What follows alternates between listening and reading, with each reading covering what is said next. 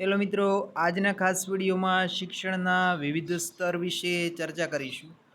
GSET પરીક્ષા 2025 general paper 1 અને paper 2 કોમર્સના તમામ જૂના paper solution PDF, Gujarati PDF notes, અગત્યના એમસીક્યુ, મોક ટેસ્ટ તમામ મેળવવા માટે અત્યારે જ મિશન એજ્યુકેશન એપ્લિકેશન અને ફ્રી ટેલિગ્રામ ચેનલ જોઈન કરો, જે બંનેની લિંક ડિસ્ક્રિપ્શનમાં આપેલી છે.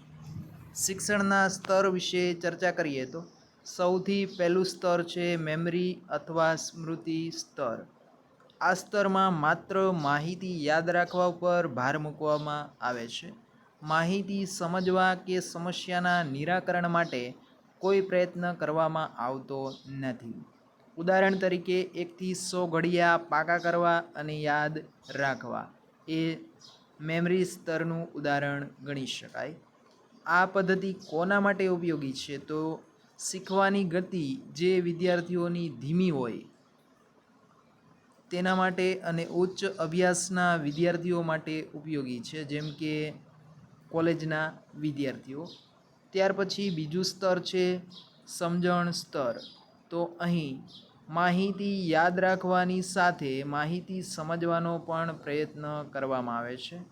ઉદાહરણ તરીકે ઘડિયા યાદ રાખી લીધા પછી વ્યવહારમાં ગણતરી માટે તેનો ઉપયોગ કરવો.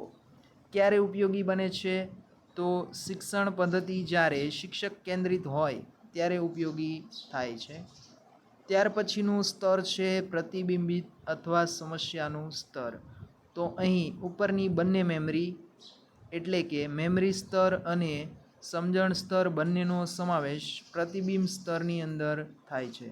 સૌપ્રથમ માહિતી યાદ રાખવામાં આવે છે, પછી ધીમે ધીમે એને સમજવામાં આવે છે અને ત્યારબાદ વ્યવહારુ જીવનની સમસ્યા ઉકેલવા માટે એનો ઉપયોગ કરવામાં આવે છે. ઉદાહરણ તરીકે હિસાબી કાર્યોમાં કેલ્ક્યુલેટરને બદલે ઘડિયા કે ગુણાકારનો મોઢે હિસાબ કરવો તે. ફરી મળીશું. જય હિન્દ, જય ભારત.